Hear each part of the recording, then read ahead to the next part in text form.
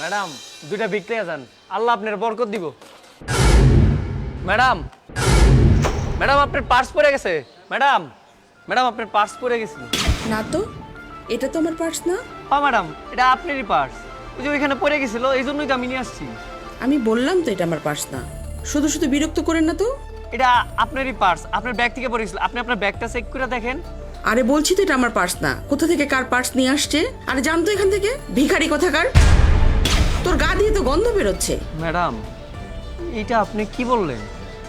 আপনার পার্সটা পড়ে গেছিল দেখে আমি আপনার কাছে নিয়ে আসলাম, আর আপনি কিনা আমার এইভাবে বললেন। এই, তুই আমার কাছে ভালো মানুষ সাজার চেষ্টা করতেছিস, আর তুই আমাকে ফাঁসানোর চেষ্টা করছিস, তাই না? যা তো এখান থেকে। ভিতরে তো দেখতাছি অনেক টাকা, আবার একটা চিঠিও তো আছে। দিই তো কি লেখা আছে এটাতে? ভিক্ষা না করে যে টাকাটা দেওয়া হলো সেটা দিয়ে কর্ম করে পরিশ্রম করে খান। স্যার স্যার একটা কলম লাগবে স্যার, কলম নেন। আরে না, কলম গাড়িতে আছে, লাগবে না। স্যার নেন না, ভালো কলম স্যার। আরে মিয়া এসব 2 নাম্বার কলম আমি নেন, জানতে যান।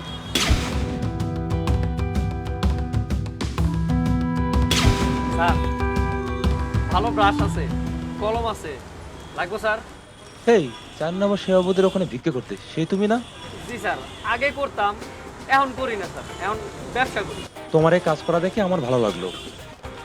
এখানে কয়টা ব্রাশ আছে? স্যার 6টা ব্রাশ আছে। আচ্ছা, তোমার এই 6টা ব্রাশ আমি কিনে নিলাম।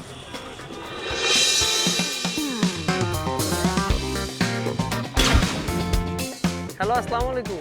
ওয়ালাইকুম আসসালাম। বাপ্পি স্যার? হ্যাঁ বলেন। স্যার আপনার একটা পার্সেল আছিল, আমি নিয়ে আসছি।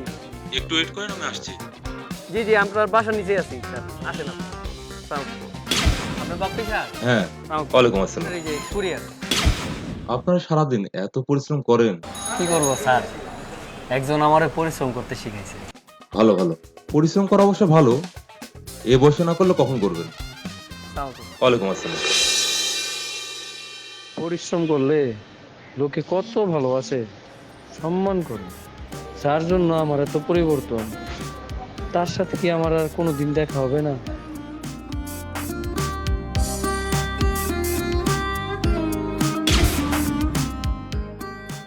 আমাকে একটা জুস আর 2টা চিপস দেন তো। আরে ম্যাডাম আপনি, আর আমার এই দোকানে? আপনি? আপনাকে তো ঠিক চিনতে পারলাম না। আরে ম্যাডাম, আমার নাম মধু। ওই যে 4 নম্বর গেটে ভিক্ষা করতাম, আপনার পার্স পড়ে গেছিল, মনে আছে আপনার? ও, আপনি সেই? এই দোকান কি আপনার? জি ম্যাডাম, এটা তো আমারই দোকান। ম্যাডাম যদি কিছু মনে না করেন, আপনার কাছে আমার একটা প্রশ্ন আছে। কি প্রশ্ন?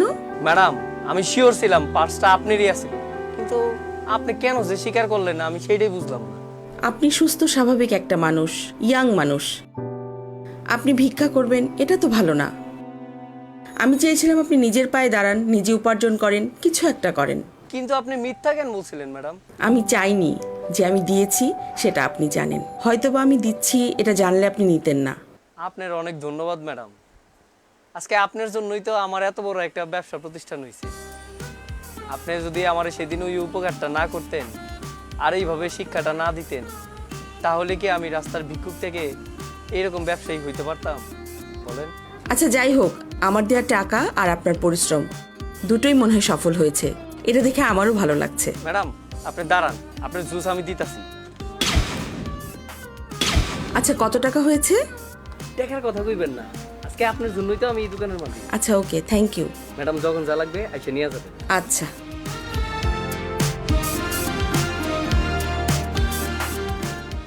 আমাদের ভিডিওটি ভালো লাগলে পেজটিকে ফলো করুন, বেশি বেশি লাইক, শেয়ার এবং কমেন্টস করুন।